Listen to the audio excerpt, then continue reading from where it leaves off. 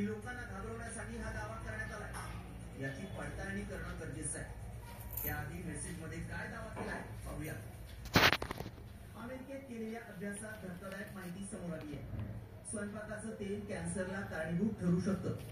तेलबियांच्या तेलाच्या अतिसेवनामुळे कॅन्सरचा धोका वाढू शकतो. आतड्याच्या कॅन्सरनं ग्रस्त असलेल्या 80 रुग्णांवर संशोधन करण्यात आलं.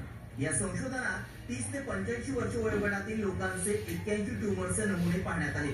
त्यांच्या कॅन्सरच्या ट्यूमरमध्ये लिपिडचं प्रमाण अधिक असल्याचं कारण बियांचं तेल मानलं गेलं. त्यामुळे हा दावा कितपत खरा आहे याचं सत्य जाणून घेण्यासाठी आमचे प्रतिनिधी तज्ञांना भेटले. त्यांना व्हायरल मेसेज दाखवला आणि अधिकची माहिती जाणून घेतली. ओमेगा 6 खूप वाढवलं तर बॉडीमध्ये इन्फ्लमेशन क्रिएट होतं. इन्फ्लमेशन काय करते, बॉडीला फ्री रॅडिकल्स क्रिएट करून ऑक्सिडेटिव्ह स्ट्रेस देऊन सेल्सला डीएनए डॅमेज करते आणि ते DNA damage eventually over years सगळ्या ऑइल्सला वापरा, पण प्रोसेस्ड ऑइल कमी करा, हायड्रोजनेटेड कमी करा, हीटेड ऑइल्स कमी करा. त्यामुळे आमच्या पडताळणीत काय सत्य समोर आलं पाहूया. रिफाईंड तेल जास्त वापरणं चांगलं नाही. परत परत उकळलेलं तेल वापरू नका.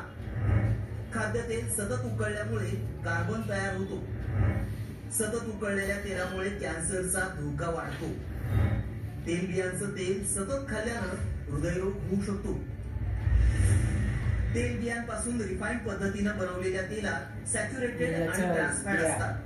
त्यांचं प्रमाण जास्त असल्यास ते आजारांना निमंत्रण देतात. त्यामुळे तुम्ही खाद्यतेलाचा वापर कमी प्रमाणातच करा, नाहीतर खाद्यतेलाचा अतिवापर तुम्हाला आजारी पाडू शकतो.